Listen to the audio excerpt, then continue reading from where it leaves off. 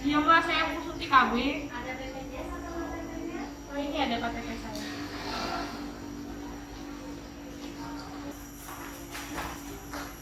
Karena ada pada kumpul di depan Polis Cafe ya. Oh iya. Terima kasih. Sama-sama.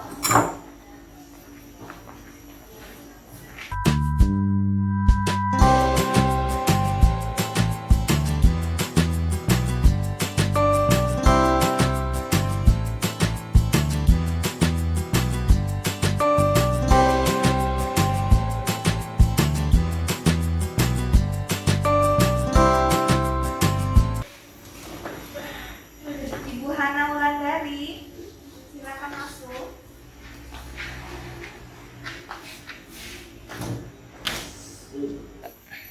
Dengan Ibu Hana Wulandari, Iya. tanggal lahirnya boleh disebutkan Ibu? 24 Oktober 1997.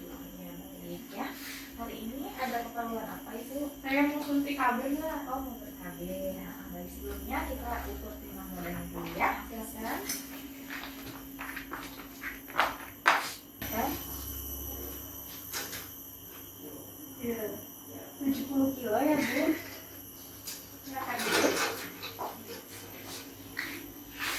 Ini kita ukur dulu tekanan darahnya ya. Kita masih. Boleh Ibu bersandar, kakinya diluruskan. Ukur tekanan darahnya.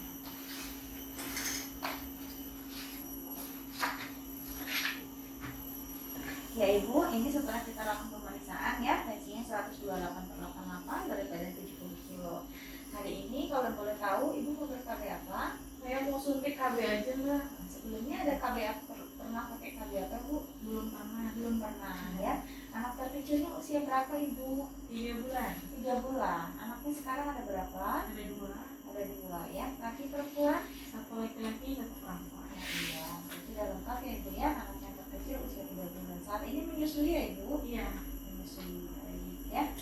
Nah Ibu, sebelum saya melakukan pelayanan KB ya, saya akan melakukan konseling dulu terkait dengan KB yang paling tepat untuk Ibu ya. Jadi hari ini Ibu dengan kondisi Ibu habis melahirkan 3 bulan yang lalu ya, dengan anak terkecil usia 3 bulan ya, saat ini sedang menyusui ya.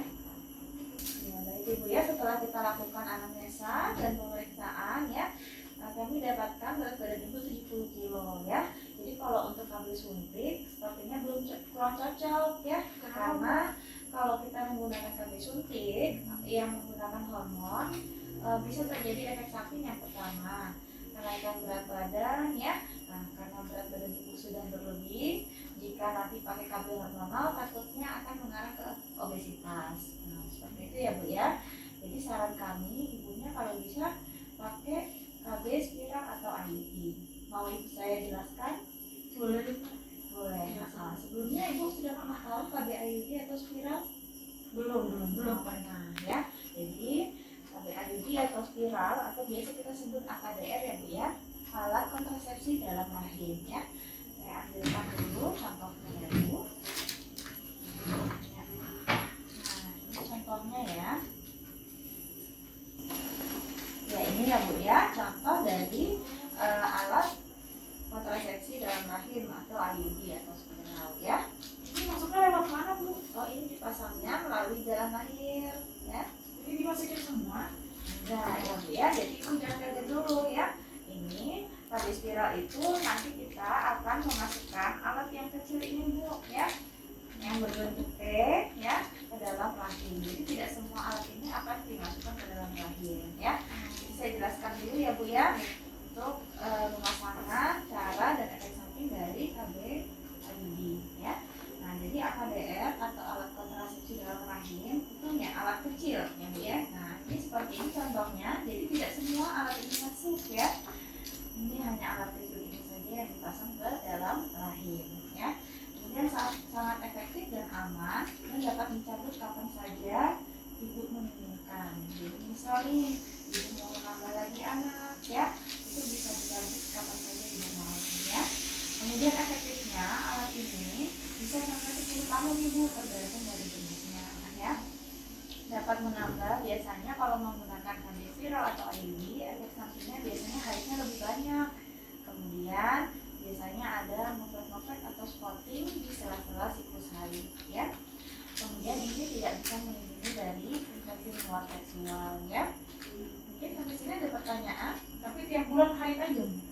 Iya, tiap bulan rutin haid ya. Kemudian biasanya untuk kontrol biasanya 1 bulan setelah pemasangan ya. Dijelaskan lagi ya Bu. Ya, ini yang tidak bisa menggunakan KB spiral ya Bu ya. Jadi biasanya orang yang sedang hamil ya, kemudian baru melahirkan 2 sampai 28 hari ya. Nah, kalau ibu kan sudah melahirkan 3 bulan yang lalu ya Bu, berarti boleh ya. Memiliki resiko IMS atau infeksi menular seksual. Kemudian menstruasi yang tidak biasa, jadi biasanya orang yang haidnya terlalu banyak ya, itu tidak bisa menggunakan KB spiral atau IUD, dan memiliki infeksi atau masalah dalam perempuan ya. Nah, ini kemungkinan efek sampingnya Bu, biasanya setelah pemasangan itu akan terasa seperti kram perutnya ya. Kemudian ada flek-flek selama beberapa minggu. Kemudian efek samping umum lainnya, haidnya lebih lama dan lebih banyak ya. Ada bercaknya antara siklus haid ya, atau kram atau rasa nyeri pada saat kita haid ya. Nah, ini nanti contoh pemasangannya Bu ya. Jadi sebelum kita pasang, nanti semua kita periksa dulu ya. Jadi panggulnya diperiksa, kemudian dalam lahir diperiksa, kemudian ukuran rahim juga akan diperiksa. Jadi tidak langsung dipasang ya Bu ya. Kita harus tahu bahwa ibunya sesuai dengan alat kontrasepsi ini ya. Nah, biasanya nanti pemasangannya sekitar 15 menit saja Bu, tidak lama ya. Bagaimana Ibu? Apakah sudah jelas tentang KB spiral atau IUD? Jelas mau pakai ini aja deh. Oh, mau pakai ini aja. Jadi kita nggak jadi suntik ya Bu ya. Jadi jadinya pasang langsung KB spiral ya. Sebelumnya kita isi informasinya dulu ya Bu. Ibu boleh bantu tanda tangan Ibu di sini dan di sini ya.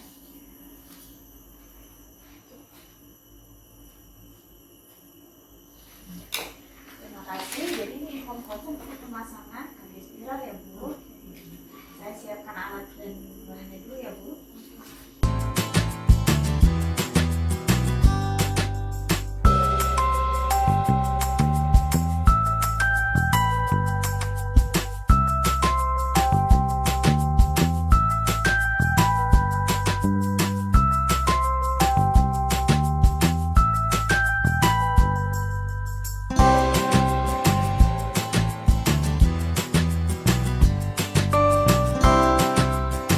Ibu baik, tadi sudah kita lakukan pemeriksaan, ternyata Ibu dalam kondisi yang cocok untuk menggunakan kontrasepsi spiral ya.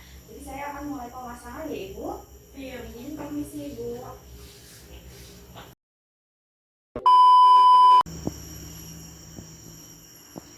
Ya Ibu, tadi kita sudah selesai pasang ya Bu untuk kontrasepsi spiralnya atau IUD. Gimana perasaannya Ibu? Masih terasa Kram-kram, masih terasa kram ya, apa ya Bu ya? Ya agak nyeri ya Bu ya. Baik, nanti kami akan bawakan tereda nyeri ya Bu ya untuk meringankan keluhan ya.